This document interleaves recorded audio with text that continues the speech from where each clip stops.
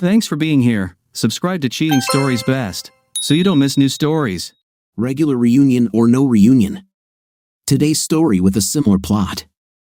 Enjoy watching it. Jake Martin, a lawyer and public defender in Boston, considered himself fortunate to finish his case in time to join his wife, Jill, at the law school's annual reunion near Miami. Upon arrival, Jake witnessed Jill engaging in flirtatious behavior with Juan Mendoza, one of the twin brothers he disliked. Rather than confronting Jill, he chose to observe and document the situation. He saw her spending the day with Juan, his brother Hector, and their companion Bill Allen. After the barbecue, around the fire, Jill, Juan, Hector, and his wife Maria participated in a lively dance. Jill removed her blue scarf during the dance, which ended up near Jake. He discreetly picked it up and hid it under his shirt. Later that evening, Jill, Juan, Maria, Hector, Sally, and Tom were in the jacuzzi on the resort's beach terrace. As midnight approached, Jill allowed Juan to accompany her to the bungalow. Jake, watching from a hidden spot, saw Jill invite Juan into her room. Devastated, Jake decided to return to Boston early the next morning. When Jill came home on Sunday evening, Jake struggled to hide his anger.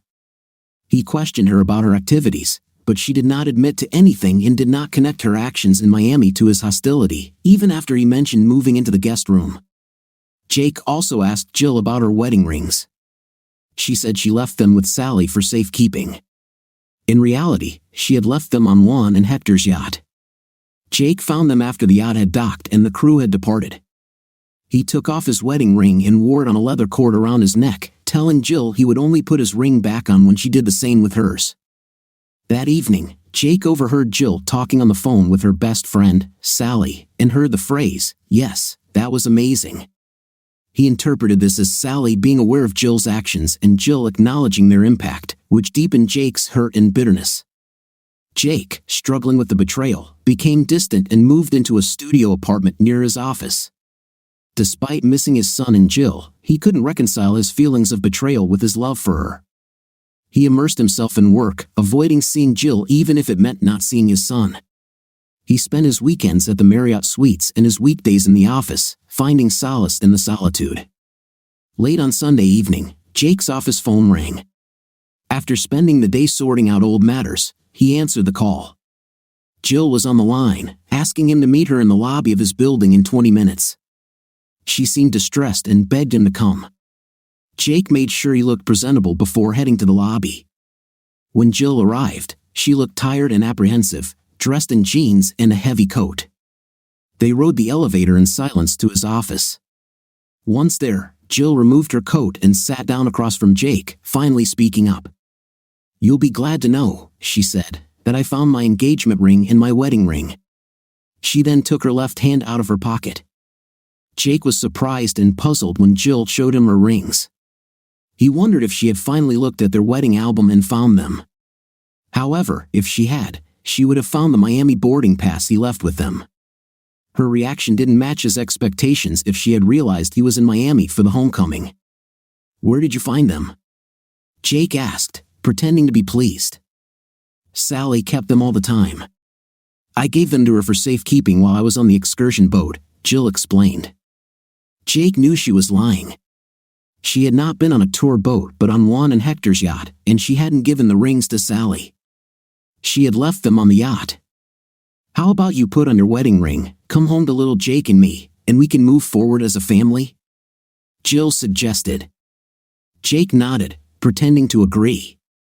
He reached under the collar of his shirt and pulled out his wedding ring, which was still on a leather cord. He made as if to take it off the cord and put it on his finger, but then stopped and asked, "Can I see your rings, please?" Jill hesitated but eventually extended her hand. Jake examined the rings closely. "They're duplicates," he announced. Jill quickly pulled her hand back. "What are you talking about, Jake?" she protested. "They're not fakes, just duplicates." "Why would Sally give you duplicate rings?" "They must have cost a lot," Jake continued. "Is the wedding ring engraved with our initials and wedding date?" Jill tried to defend herself but looked guilty. She removed her hand and continued to protest, "Of course they are. Why wouldn't they be?" I don't think these are your original rings, Jake said. Why is Sally trying to mislead you? Or are you trying to mislead me? Jill struggled to hold back tears and replied, How can you say that? I just want you back. I don't understand why you're so upset just because I lost the rings. Jake was deeply hurt and realized he had lost trust in Jill, not just because of her night with Juan but also because of her continued dishonesty. He missed his son, little Jake, and though he loved Jill, he knew he couldn't stay in this situation forever. I'm going to go home, Jake said. I miss my son. He didn't mention that he missed Jill, although he did. I'll sleep in the guest room for now, he added. Jill seemed reassured, thinking it was the start of a reconciliation. I'll be home Monday night, Jake said. See you then. Jill seemed to expect a hug or kiss, but Jake stepped back. She noted, with tears in her eyes, that he hadn't touched her since coming back from the meeting and then left his office. Jake felt that Jill's mind was not connecting his anger with her infidelity, possibly due to denial or deception. When Jake returned home on Monday evening, he moved most of his things into the guest room. He used the master bedroom only to access his closet and bathroom. Jill gave him the space he needed, and he focused on spending time with his son. Though he was physically present, he was emotionally distant from Jill. They maintained a cordial and cooperative relationship for their son's benefit, but Jake remained withdrawn and silent when he wasn't with his son. 3 weeks had passed since their office meeting. Jake was home for his son, but emotionally detached from Jill. He slept in the guest room and devoted his time to his son, appreciating him more with each passing day. Jake and Jill managed to coexist peacefully, working together to handle their responsibilities, but the emotional distance between them remained. I went into the master bedroom to grab clothes or use the adjoining bathroom. I made sure to keep the office clean for Jill so she could work there on her part-time schedule. Despite the tension, we managed to get by. Jill appeared to have lost weight and seemed emotionally drained, while I found solace in spending time with our son. One day, Jill told me in a flat tone that Sally had called. I responded with irritation, Did you tell her to go to hell? No, Jake. Why should I? Jill replied. She wants me to visit her in Atlanta. It's probably better than her coming here to Boston since I really don't want to see her. She wants me to visit her, not us, Jill added. I almost made a sarcastic comment about Sally causing trouble again but decided against it. I want to see her this time, Jill said. I'd like to talk about old times in Miami. I pushed her away emotionally, feeling the pain of her betrayal sharply. I'm sure homecoming will come up, but I'd like to talk to her about us, Jill continued. She's my best friend, but I won't say anything if you don't want me to. I was surprised by her request. Of course, speak up if you think it will help, I said, though I was skeptical. Over the next week, Jill and I continued to coexist under a tense truce, trying to make our lives and our son's life as normal as possible. I knew I needed to regain my self-respect and honor. I loved Jill deeply, but I couldn't continue living with someone who had betrayed me. About a month after the reunion, I was washing dishes in the kitchen. Jill had cooked dinner, and I was putting away the dishes when I heard Jill crying in the living room. I walked in to find her sitting on the couch with our wedding album in her lap. She held up our wedding rings and my boarding pass, tears streaming down her face. You knew, she said, crying. You knew all along. I saw everything, I said. I pushed it out of my memory, but it's hard to forget. Jill sobbed. I tried to pretend it didn't happen. I wanted it to go away. It hasn't disappeared from me, I said. I still see it in my mind, and I have photographs. Jill's eyes widened. You have photographs? Yes, I said, pulling out my phone. They're on my iPhone. No, Jill cried. I need to see them. I handed her my phone, showing her the folder with the night shots from the high school reunion. Jill began scrolling through the photos, which documented the events from the yacht docking to her inviting Juan to her bungalow. The pictures, though sometimes blurry, clearly showed what had happened. Jill threw the phone down and cried harder. I'm so sorry, Jake. I'd do anything to change what happened. I appreciate that, I said, almost indifferent. But it doesn't change what you did. You had a relationship with the two men I despised most. Jill looked confused. What do you mean, two men? Did you not realize you were involved with both Juan and Hector that night? I said. Let me explain what I saw. I recounted my observations from the night, describing how I watched Jill and Juan at the luau, their interactions at the jacuzzi, and how Jill invited Juan to her room. I told her how I had planned to confront Juan with anger and violence but realized my emotions were overwhelming and confusing. Jill, overwhelmed with remorse, could only cry as I laid out the painful details of what I had witnessed. The confrontation underscored the depth of the betrayal and the emotional turmoil I was experiencing. I stopped just short of your door, overwhelmed by the potential consequences. I thought about little Jake and the scenarios that could follow. What if I confronted you and found you so involved with one that you dismissed me and said we could talk later? That would be explosive and devastating. What if one reacted violently and threw me out? My self-respect would demand revenge, but the consequences for Jake and me would be severe. If I had burst into your room and confronted both of you, it could have resulted in violence, and Jake would be left without a father. If one had killed me, Jake would have grown up with his mother and Juan, an unacceptable outcome. If I had killed both Juan and you, Jake would be raised by one of his grandparents, which was also not an option.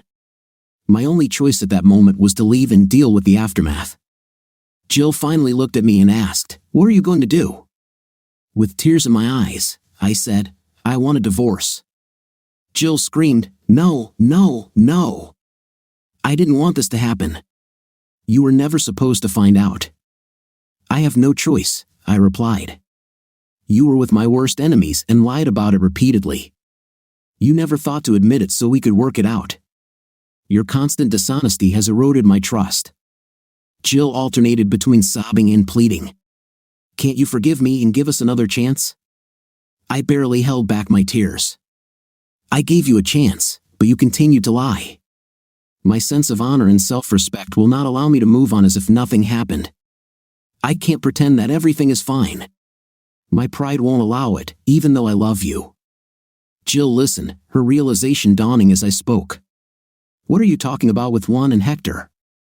I explained, "You were with both Juan and Hector that night. I saw the signs of your involvement with them. I can't ignore what happened." Jill, through her tears, struggled to understand. "I don't remember everything clearly.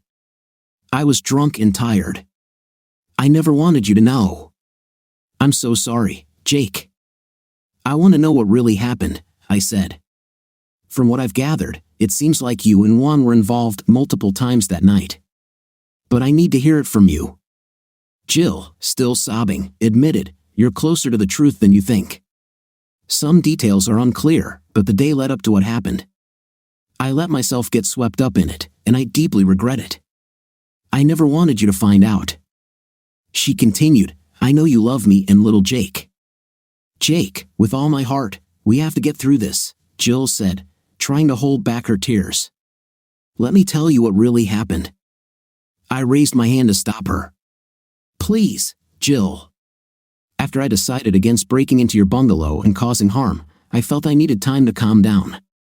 I walked along the beach for a long while, trying to think things through. I decided to return to Boston without letting you or anyone else know that I had been there and seen what I did. I was walking back to my bungalow around 3 o'clock in the morning when I noticed a man standing at the door of your bungalow. At first, I thought it was Juan. But then I saw the real one come out to meet his brother Hector. They stood together for a while, exchanged shirts, and then Hector went into your bungalow dressed as Juan while Juan went to his room. Jill's face fell. "No, no, no. I didn't know. How could they?" I continued, "It seems that the night was more complicated than you realized. Hector and Juan were involved, and while you might not have consented to everything, the situation was more complex than you thought." Jill cried, "I didn't know. I didn't realize. I didn't think about the consequences of my actions or the respect for you and our marriage vows. If you want a divorce, Jill," I said, "I won't fight it. We still need to focus on little Jake. I think we should sell the house and buy separate places near our work and each other.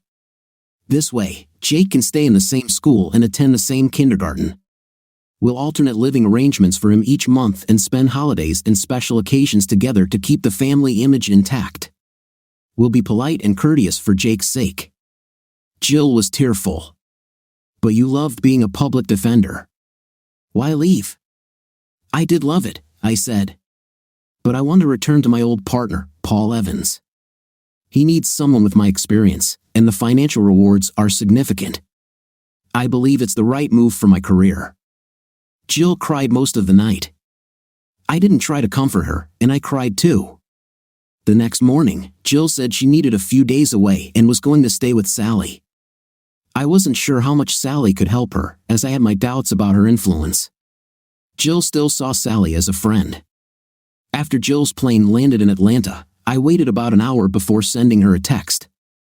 I mentioned that, in addition to the photos I had taken, I also had a video clip of her dancing at the resort with Juan. I attached the video and asked her to pay attention to Sally's actions. The video showed Jill, Juan, Hector, and others dancing around a fire.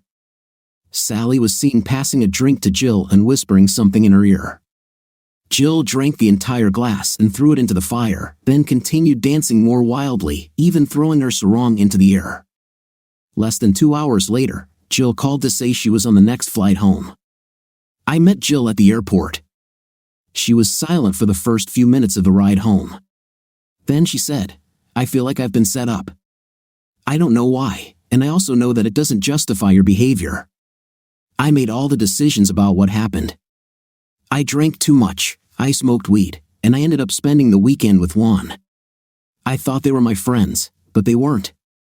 I still don't understand why." We were silent the rest of the way home. Divorce papers were filed before they were even finalized. Jill and I hired an attorney to come up with a fair division of the property. Our finances were separated, and we began managing our money separately. We both found suitable places to live near our jobs and each other. Our house had appreciated significantly in value over the few years we'd lived in it. It was sold for a substantial profit, which we shared.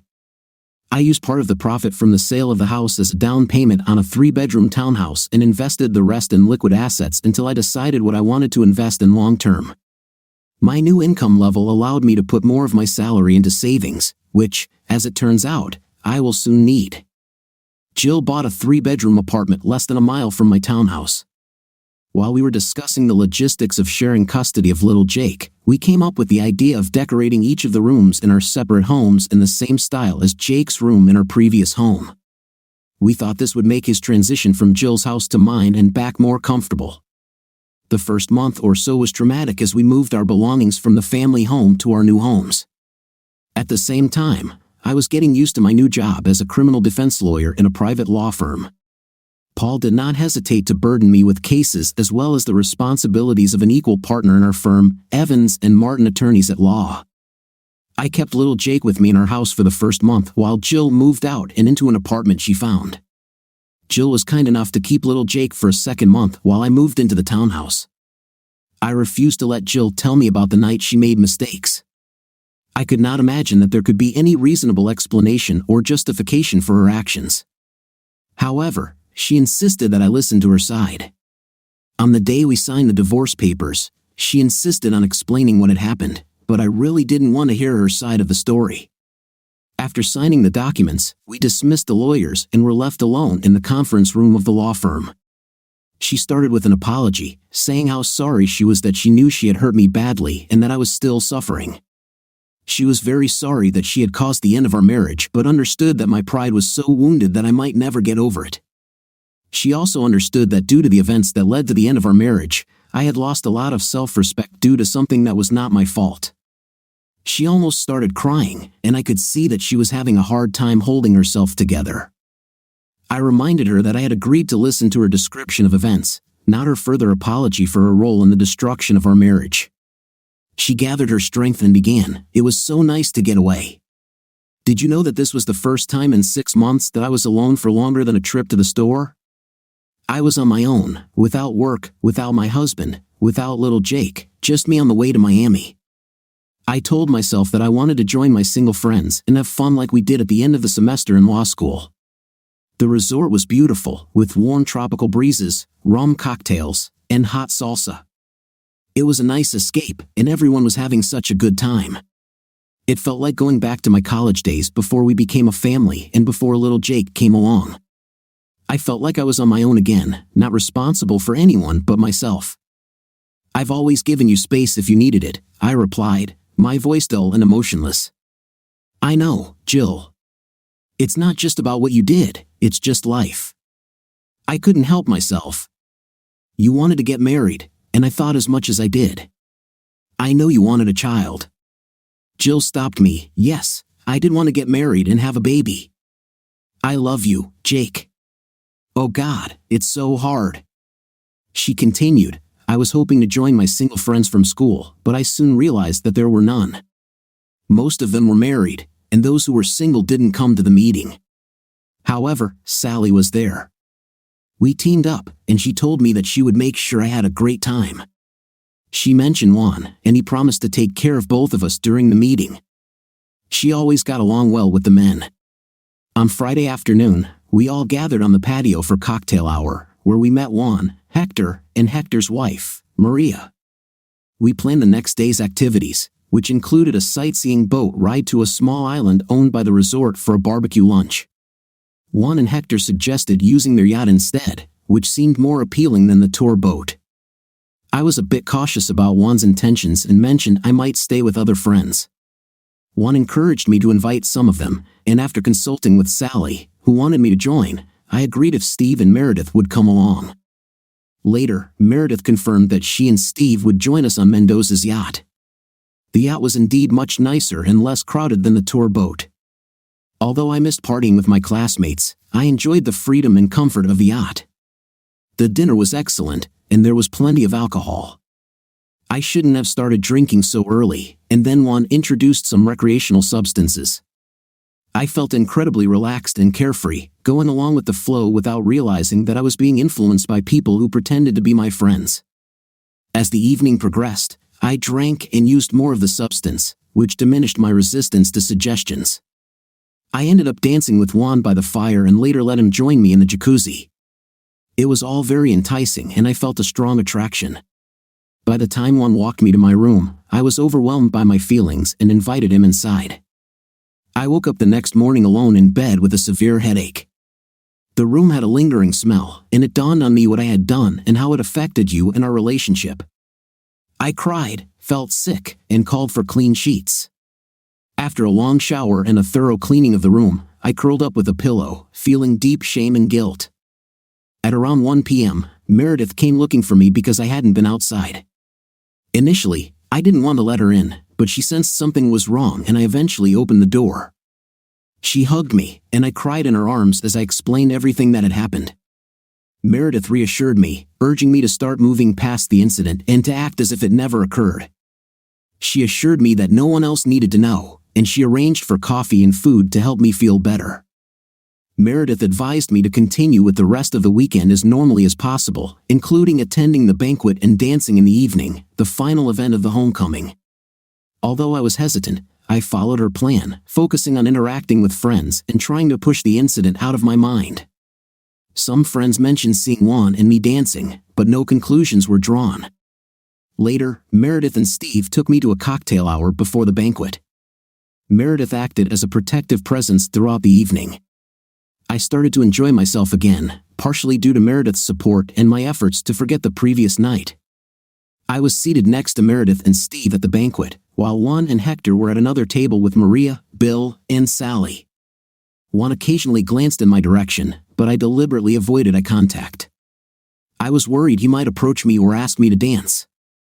I confided in Meredith that I would struggle if Juan tried to talk to or touch me, and she assured me she had warned Juan to keep his distance. I spent the rest of the evening trying to enjoy the company of my classmates, limiting myself to 1 glass of wine and dancing only with Steve. Meredith and Steve made sure I returned to my room safely that night. The next morning, I traveled with them to the airport and flew home. I had pushed the incident out of my mind enough to rid myself of any lingering guilt. I wanted everything to seem as normal as possible, even to the point of not raising suspicions about my feelings. Jill abruptly finished, saying, "This is what happened. I will never forgive myself for what I did. I don't think you can forgive me either." I don't expect that. Just know that I will always be sorry for hurting you so badly, and that I will always love you." With that, Jill stood up and left the room. I waited for the divorce to become final. The day I received notification of my single status was anticlimactic. I continued to work hard. Paul was right about the benefits of my experience as a public defender. This experience gave our law firm a significant advantage. I was familiar with the court system and understood the internal workings of the prosecutor's office. We shifted from a deal-making approach to a jury trial focus, and gradually, our firm's reputation grew as we took on more important cases and prominent clients. My usual after-work destination was the local lounge bar, where Paul and I would go to either relax or bring clients when we wanted a more informal setting than our office. On this particular day, it was only 2 p.m., and the lounge was almost empty. I settled into a secluded booth and ordered a double shot of spiced rum. I started thinking about the email I received from Sally the previous night.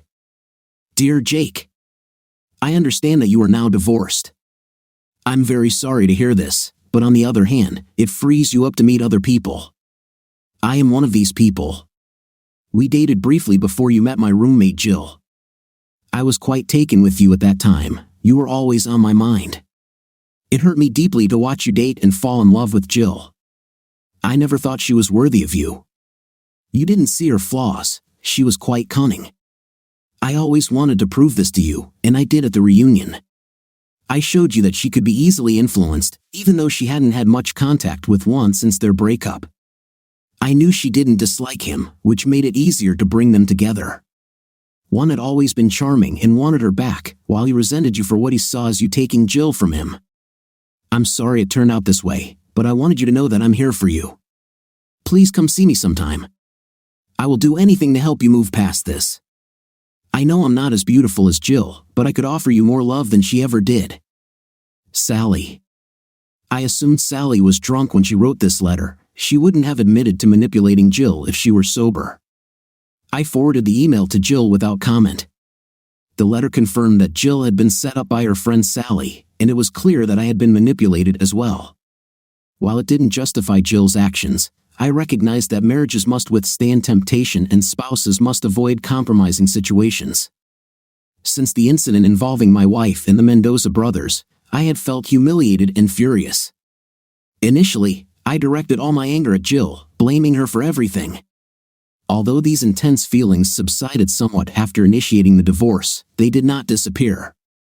The pressures of my job as a trial lawyer distracted me, but the anger and resentment remained.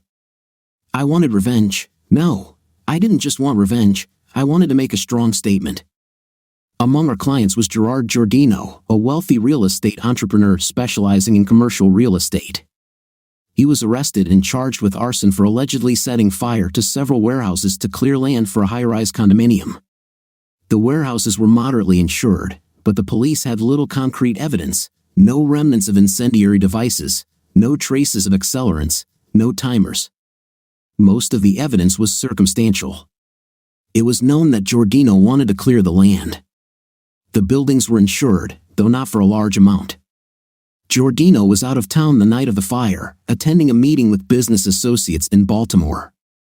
Although my gut feeling was that he might be guilty, I was confident that with so little concrete evidence, I could secure his acquittal or even have the charges dropped. I wanted to know more, so I contacted my friend at Drake Detective Agency, which our firm used for investigative services. I explained what I knew and my suspicions about Giordino hiring an arsonist. Giordino had numerous businesses supporting his real estate activities, including several real estate offices and a construction company. He also owned several small office buildings and had stakes in various other businesses. The Drake Detective Agency checked all of them. The assigned detective thoroughly examined the backgrounds of all 70 employees working for Giordino, and they were all clean and above suspicion. However, the reason Paul and I used this particular detective service was because of their meticulousness. They even checked job applications from candidates who were not hired, and one application stood out. The applicant, Henry Williams, had applied for a job as a night watchman. What made his application notable was his background as a retired firefighter. The detective asked if I needed more information about Williams, and I agreed. Within a few days, I received a current picture of Williams. Chief Williams had been retired for over 7 years. 5 years ago, his wife became very ill with a rare condition that left her housebound. The disease progressed to the point that her sister had to move in from Florida to help care for her. Despite a generous pension, the cost of her medical treatment was financially overwhelming, which led him to apply for the night watchman position at Giardino's warehouse. Although Williams was not formally hired, the detectives found that he paid most of his bills with money orders, indicating that he used cash that did not pass through his bank account. Holding Mr. Williams's job application made me uneasy for some reason. His record was long and distinguished, including honors and awards from his service. He had risen from a simple firefighter to the chief of a large city fire station, also serving as a fire inspector and investigating arson cases. I felt as if I was holding a file on the person responsible for the fire at Giardino's warehouse. Instead of entering this new information into our case files, I hid it completely. I folded the job application and put it in my coat pocket when I left the office. I told my secretary that I would be gone for the rest of the day. I drove to Williams's house, noting that it was a modest one-story home in a good neighborhood, where the Williamses had lived for over 25 years. Before approaching the door, I removed my coat and loosened my tie, leaving my briefcase in the car. A minute after ringing the bell, a woman answered. I explained that I wanted to speak with Chief Williams about a personal matter. She did not invite me in but asked me to wait while she closed the door. A few minutes later, Chief Williams appeared. He was a tall, thin man with deep wrinkles and thinning gray hair, looking respectable despite his casual attire. I introduced myself and gave him my business card. He looked at the card and asked what I needed. I explained that I was Gerard Giardino's lawyer, defending him in the arson case, and asked if he knew Mr. Giardino. Chief Williams didn't immediately answer and seemed reserved. Realizing that I needed to be direct, I suggested we take a walk. We headed to a nearby park, where I stopped and showed him that I wasn't wearing any recording devices, ensuring our conversation would remain confidential. Chief Williams continued walking and asked again what I needed. I told him that I had reason to believe he might have been involved in the arson. I couldn't prove it at the moment, but if I turned over my evidence to the police, they could find out the truth. He remained calm and said he wasn't interested in blackmail. I got to the point of my visit. I wanted to hire him. I offered him $50,000 to burn and sink a boat located in a small marina outside Miami. When he asked why I needed this, I explained that I wanted him to understand my commitment to the business. After the job was done, he could choose to reject my offer, go to the police, or simply forget the offer and move on. He responded that he still needed to go to Miami to check on his sister's house. He asked for the boat details and agreed to meet me in the park in a week, around 2 p.m. In the afternoon, Chief Williams instructed me not to call, write, or contact him electronically. He emphasized that nothing should be documented. I provided him with details about the boat owned by Juan and Hector and their family and told him where to find it. He didn't make any notes and, having received the information, walked away. I followed him for a few minutes, then got into my car and drove home. The next week was challenging. I struggled to focus on work, although Paul and I made good progress on our defense for Mr. Giardino. Despite the lack of concrete evidence, the police had no reason to believe the warehouse fire was anything other than an accident, even though Mr. Giardino had benefited from it. On Wednesday, I was in the park near Chief Williams's house at 2 p.m. He arrived and sat on a bench close enough for us to talk but far enough away to avoid suspicion. Chief Williams agreed to carry out the job, asking for more details. I specified that I wanted the boat to be set on fire and sunk on June 17th at a location about a quarter of a mile downstream from the marina. I acknowledged that this would need to be done in the middle of the night and that it would appear intentional, not accidental. Chief Williams requested 50% of the payment in advance, plus $10,000 for expenses, all in cash using $20s and $50s. He asked me to meet him in the park near the picnic area next time. He then walked back toward his house. To raise the necessary funds, I had to be discreet. I couldn't withdraw $35,000 from my savings account without drawing attention. Instead, I took out small amounts and either gambled or pretended to gamble with them. I frequently visited the racetrack, placing bets of $100 to $200. Although I lost most of the time, I kept my tickets, including those discarded by other players. Over several months, I accumulated enough tickets to total over $50,000, creating a plausible story of gambling losses. The following Wednesday, I returned to the park, handed Chief Williams the grocery bag with the cash, and left. We arranged to meet one final time in the park on the Wednesday after the boat was sunk to complete the payment. As the class reunion approached, I received an invitation. I had always enjoyed these reunions, but this time, I hesitated to attend due to the recent events. I informed Jill of my decision not to go, and she responded that she wouldn't attend either. Steve called personally to persuade us to reconsider, but I made it clear that neither of us wanted to go. Both he and Meredith were disappointed. On the night of the reunion, I had a date. I needed both the company and an alibi for my whereabouts. After dropping off little Jake at Jill's apartment, Jill noticed my formal attire and asked if I was seeing someone. I told her I sometimes went on dates but wasn't in a committed relationship. Although she seemed uncomfortable with the idea, she helped me with my tie and commented on how attractive I looked. I asked if she was seeing anyone, and she mentioned she was not interested in social events at the moment. This made me feel conflicted. It was reassuring that she wasn't seeing anyone, but I felt guilty for my own actions. I enjoyed my evening out, which involved drinks, dinner, dancing, and then returning to her house. After spending the night together, we both fell asleep.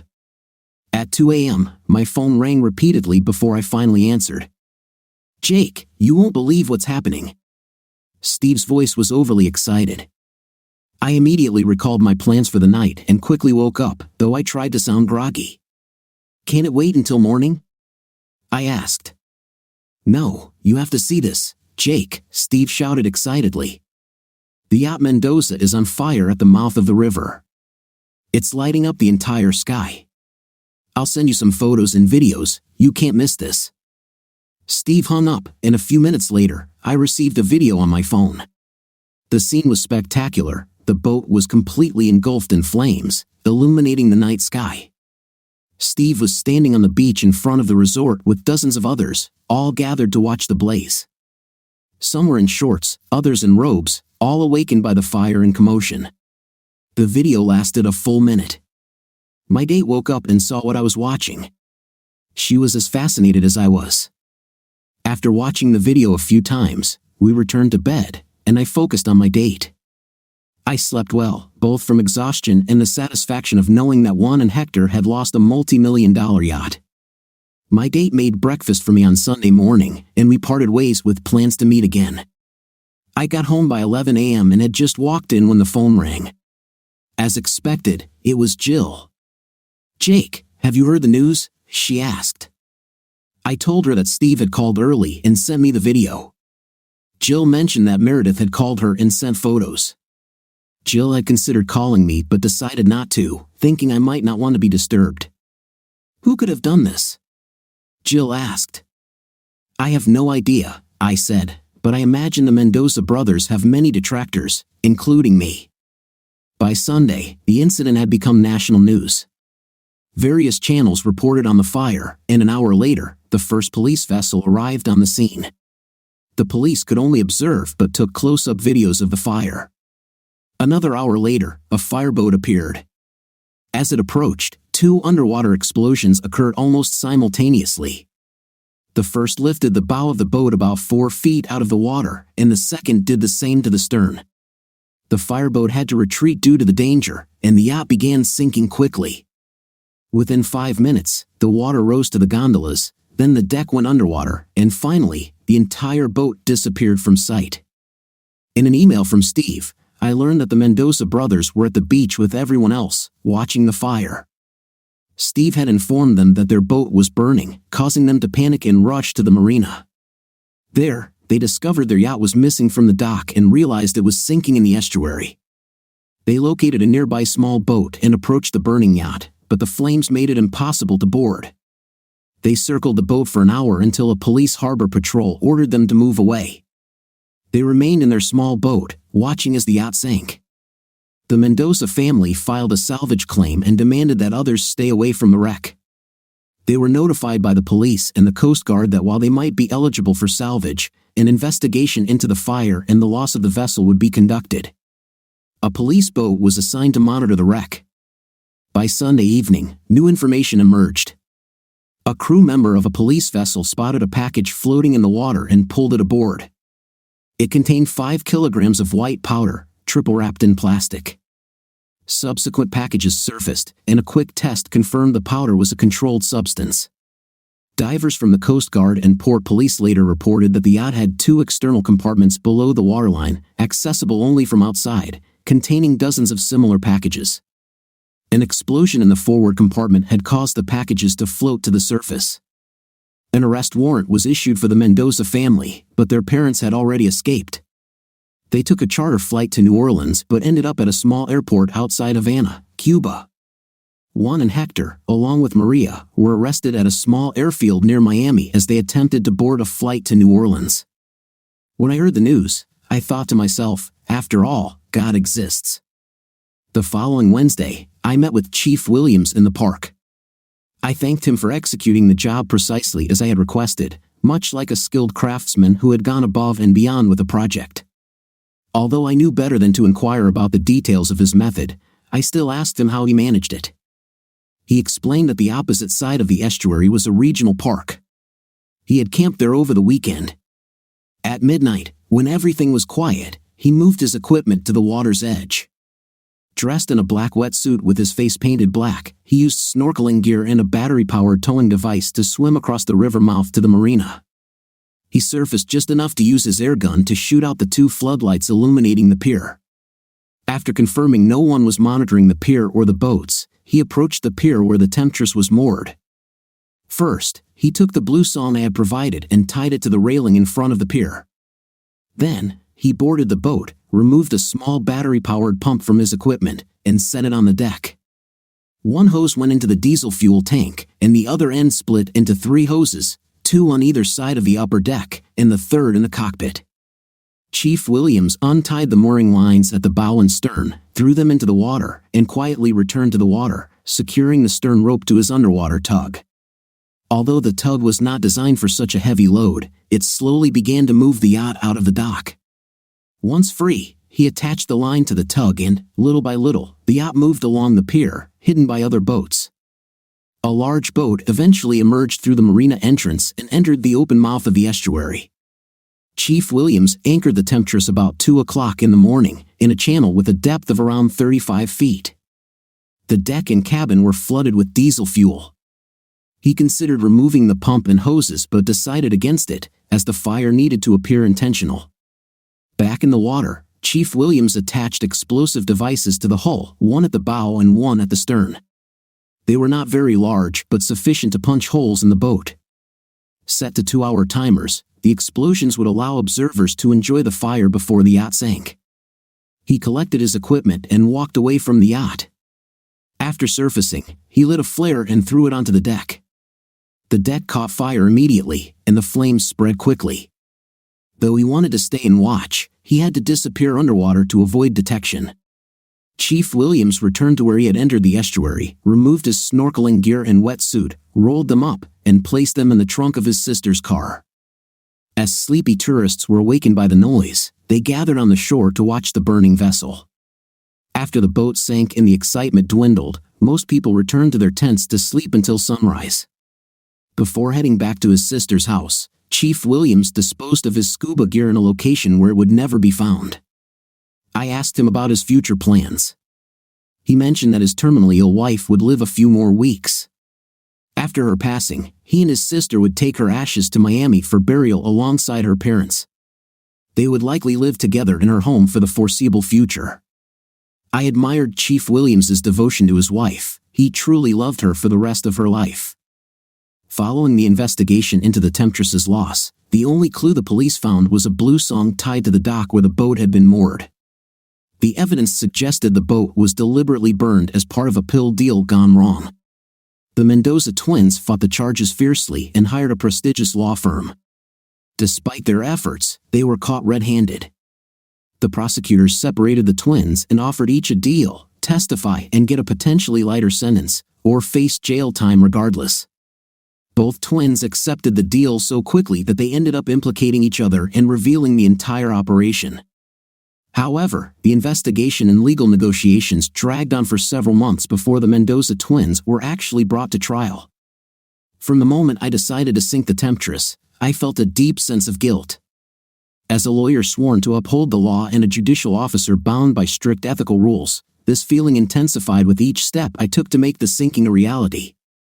My fears and guilt eventually dissipated when it became clear that I had unknowingly exposed a major criminal operation. In fact, I felt a sense of relief, as if a heavy weight had been lifted from my shoulders. I was no longer the somber, humorless person I had been. I felt genuinely happy, as content as a divorced father could be. Jill was probably the first to notice this shift in my demeanor. I no longer looked at her with contempt and hostility. Although I don't know if she connected my new attitude with the sinking of the temptress, she never asked but seemed to enjoy the friendlier atmosphere between us. We saw each other often, primarily for the sake of our son, little Jake. We tried to make his life as normal as possible. For the 4th of July, we took him to the beach to watch the fireworks over the ocean. For Halloween, Jill stayed home to hand out candy while I followed Jake and his friends around the neighborhood, taking photos and keeping an eye on them. As Thanksgiving approached, it was supposed to be held at Jill's parents' house. Despite our divorce, her parents extended an invitation, and my own parents, brother, sister, and their children were also planning to attend. Jill suggested we go together, which seemed logical despite my reservations about giving the impression that we were back together. Initially nervous about how I would be received, I found that no one commented on the situation. In fact, most relatives still saw us as a couple. Jill's decision to keep her wedding rings contributed to this impression. When I asked her why she didn't take them off after our divorce, she said, "I wear them to scare off men who want to date me." I didn't fully believe her. I knew she still had feelings for me and hadn't completely let go. Although I no longer wore my wedding ring, which I had previously kept on a leather cord around my neck, it remained prominently displayed in a silver bowl on my dresser with my cufflinks, tie pins, and badges. It was clear to our families that we weren't fully committed to the divorce, even though the official reason was irreconcilable differences. Our families seemed determined to see us back together. We spent Christmas as a family, just the three of us. Jake stayed at Jill's apartment, and I had dinner there on Christmas Eve before heading home. On Christmas morning, I returned early to find Jill making coffee and preparing a special breakfast, a tradition we had started. Jill and I sipped our drinks while Jake excitedly opened his presents. Finally, Jake reached the gift I had hidden far under the tree and gave it to Jill. "Who is this for, Mommy?" he asked. Jill looked at the tag and said, "This is for me." After reading the full tag, she added, "This is from Dad." Her eyes seemed to moisten as she looked at me. "Thank you, Jake. I didn't expect anything from you." "You shouldn't have," she said. When Jill opened the gift, a pale blue amethyst necklace, bracelet, and earrings, she was visibly touched. "Oh, Jake, this is wonderful," she said slowly, a tear rolling down her cheek. "You shouldn't cry," I said. Jill didn't respond with words but instead moved from the couch to the chair I was sitting in, wrapped her arms around my neck, and rested her head on my shoulder. "Thank you, Jake," she whispered. Later, after breakfast, Jill was washing the dishes and I was drying them. Without looking at me, she asked, "Jake, are you happy?" I hesitated before answering. I was happier when I was married before. Still not looking at me, Jill then asked, "My law firm is throwing a big New Year's party on the 31st. I would like you to come with me as my date." Initially unsure of how to respond, I eventually said, "I would be honored to be your date. Thank you for inviting me." Jill expressed her concern that I might already have plans, and I reassured her that I had no specific plans, likely just staying home and watching the ball drop on TV. The New Year's party was fantastic. Jill's law firm was large and prestigious, having spared no expense on renting a grand hotel room, catering, an open bar, and a band. Jill looked stunning, wearing a navy blue sheath dress that complemented her amethyst necklace and earrings. We sat with her good friends and colleagues, many of whom I knew. We danced together a lot and became quite comfortable with each other.